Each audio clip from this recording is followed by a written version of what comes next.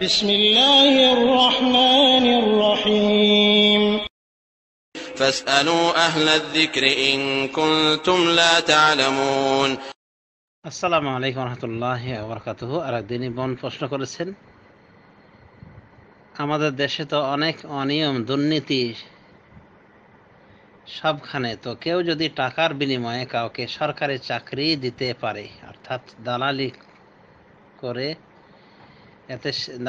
এতে সে নিজে যদি টাকা নাও নেয়, স্রেফ উপকারের জন্য এই কাজ করে, তাহলে তার কি গুনাহ হবে? প্রসঙ্গত এখানে টাকাটা দেয়া হয় বড় কোনো আমলাকে, যে চাকরিটা ম্যানেজ করে দিতে পারে।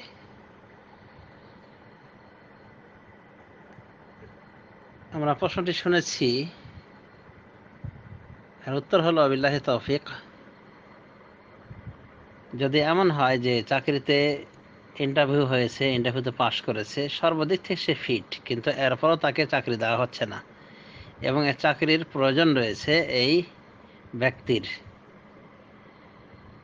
তো যদি একান্ত প্রয়োজন থাকে আর যোগ্যতার বলে সে চাকরি পাচ্ছে কিন্তু চাকরি দেওয়া হচ্ছে না, এমত অবস্থায় যদি কিছু দেওয়া হয়ে থাকে এই মহলকে, এই চাকরিদাতা মহলকে বা চাকরিদাতা প্রতিষ্ঠানকে বা সরকারকে, তাহলে এমত অবস্থায় আশা করা যায় যে রক্ষার পথ রয়েছে।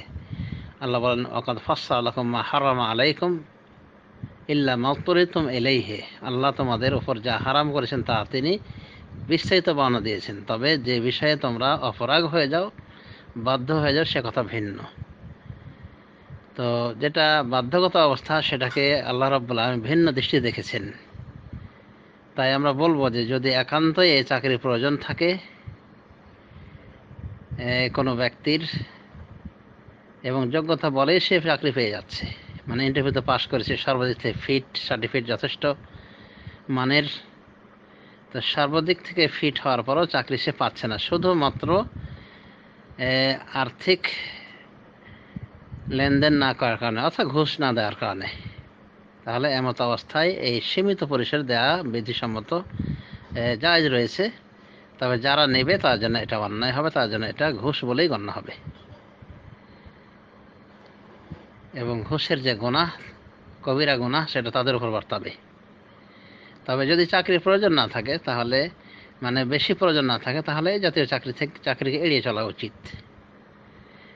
আর প্রয়োজন থাকলে আশা করা যায় মুক্তির পথ রয়েছে। আশা করি উত্তর পেয়েছেন। বারাকাল্লাহু ফীকুম। ওয়া সাল্লাল্লাহু আলা নবিয়িনা মুহাম্মদ ওয়া আলা আলিহি ওয়া সাহবিহি আজমাইন।